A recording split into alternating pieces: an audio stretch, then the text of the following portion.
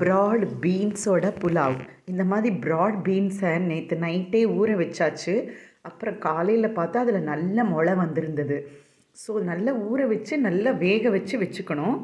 நமக்கு கொஞ்சம் அதிகமாகவே பண்ணிவிட்டு ஒரு கை மட்டும் போட்டு நம்ம இந்த புலாவ் பண்ணலாம். வெங்காயம், கடுகு, உளுத்தம்பருப்பு, வெங்காயம், பூண்டு, இஞ்சி எல்லாம் போட்டு நல்லா வதக்கிட்டு அதுக்கப்புறமா நம்ம வந்து தக்காளியும் போட்டு நல்லா வதக்கிடணும். அதுக்கப்புறமா நம்ம வந்து வேக வச்சு தோலெல்லாம் எடுத்து அந்த ப்ராட் பீன்ஸையும் போட்டு நல்லா இந்த மாதிரி இருக்கிறத வதக்கி வச்சிடணும். அதுக்கப்புறமா நம்ம அரிசி களைஞ்சி போட்டு அது எப்பொழுதும் பண்ணுற மாதிரியே புலாவ் பண்ணிடலாம்.